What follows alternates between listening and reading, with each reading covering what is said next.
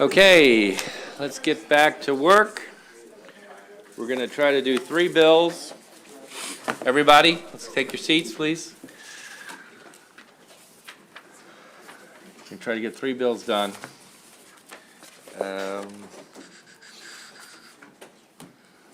Okay, first one is 585. Senate Bill 585 is it's a bill that deals with a new warrant apprehension reduction grant. These are grants that will go to local law enforcement agencies to reduce warrants in the agency's jurisdictions, to increase coordination, cooperation between local law enforcement and state and federal agencies regarding outstanding warrants, and to reduce the number of outstanding warrants related to violent crime. There's a $2 million mandate for fiscal year 24 through 26 that would be required to be included in the state budget. I believe that's why the bill's in front of you. JPR did have one amendment that dealt with expanding the definition of absconding. It doesn't deal with anything policy related to budget and tax. It's more related to people who are on parole and probation. So.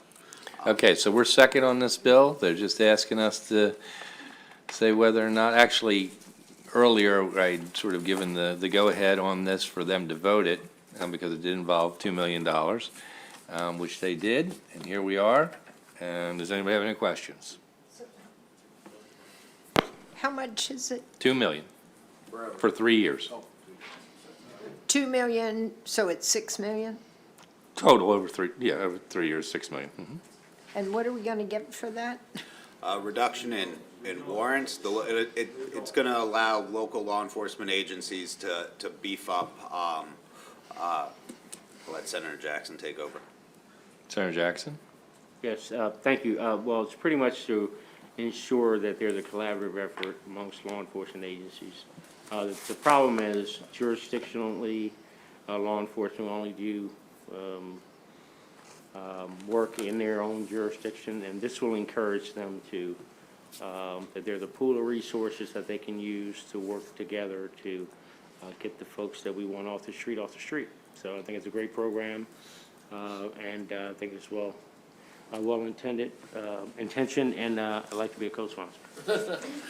Can I ask one more question? Oh, I move favorable, actually. Senator, can you get more Yeah. question? Sorry. Okay, and I'm just scanning through the bill quickly. So a county, it would be for any law enforcement within that county, right? Okay. Anyone who has their responsibility, but I think this sort of takes away some barriers that agencies have had over the years. No one has the resources they need, so this kind of gets them out of that mode. But they would have to apply to OC, Yes. to the Office Yes. of Crime Control. So it is another tool in the toolbox and Yes, more absolutely. resources. Great, thank you very much. Senator McCray? I just wanted to, for the record, there are a couple hundred, so there are over 200,000 open active warrants out here in the state, not just in the state in totality, just FYI. Absolutely. Business And is booming. And Senator Jackson, you wanted to be co-sponsor, but I think we would have to go back to the committee. Yeah, so if you want to do it on the floor. Yeah, floor amendment might be the easiest since we're secondary on the committee. Absolutely. Yes, absolutely. Add me in. No, well, you're going to do an amendment? Yes, we're doing an amendment. I'll have, on your Okay, desk. raise your hand if you want to be on the senator's amendment on the floor. Hold on a second here. B&T. Does anybody not want to be on it? You know, we're just so agreeable. What an agreeable group. I love you all. That'll come as a floor amendment tomorrow. Thank you. Love you all. All right. All those in favor? Aye. Opposed? Okay. Let's move on to Medco. You guys have a reprint on your desk. This is the Medco Student Housing Bill. You all left it last week, I think, with a couple of ideas, and this amendment here reflects, the chair requested that I work with Medco as well as USM to come up with something. So this represents that work for your consideration. First thing it does on page 2, it removes in the definition and lines 6 through 7, it removes the, do you have?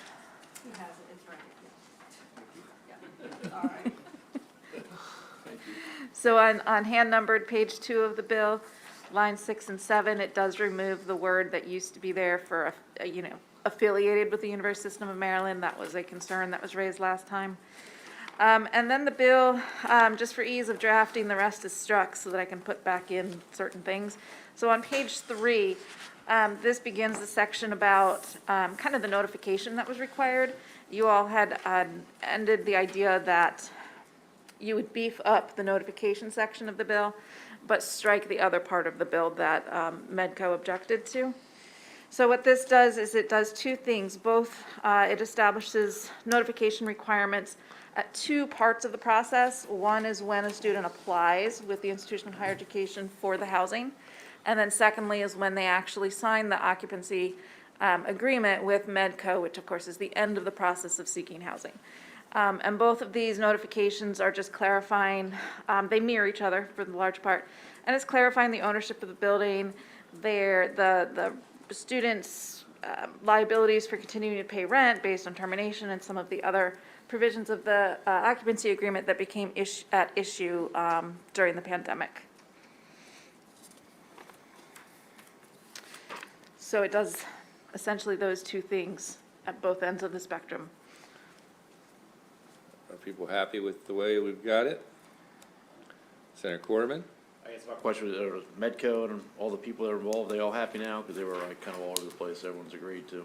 Okay, thank you. Yes. Senator McCray? I was gonna say move favorable. Okay, all those in favor as amended? Opposed? Very good, Senator Roosevelt, it's all yours. Thank You were second on it, right? Yes.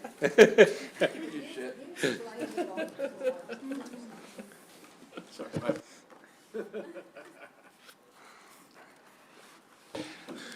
Okay. All right, here we go, one more.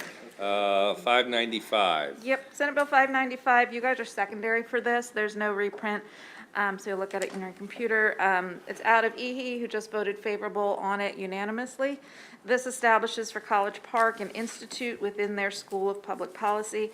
The institute would be about public leadership. On page 2 of the bill, it describes kind of the purposes of the institute. And then the last thing the bill does, it establishes from fiscal year 23, really 2024 through 2027, a $1.5 million mandate. The fiscal note does indicate for the out years a $2 million. That's because the general funds that go to institutions of higher education flow through to the formulas, so that additional $500,000 is reflecting both the community colleges as well as Salinger.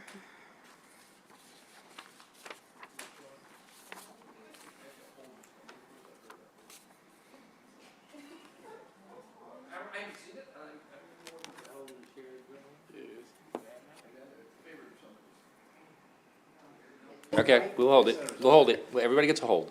Everybody Thank gets a you. hold. Thank you. Simple as that. Thank you. Yep. Okay, that's it for today. Hey, let me tell you what I'm thinking about from timing. Obviously, we got this little budget thing going along, right? So, the plan as of the moment, right, subject to change, but the plan of the moment is that we will have the subcommittees report to the full committee on Friday. We will not do the full committee report until, let's call it Monday for now. And hopefully, we're gonna get further along with, right? That'll give us the opportunity to get some stuff done, while other things are going on to get to a good place with the House and the governor and all the rest. Okay? All right, that's the plan.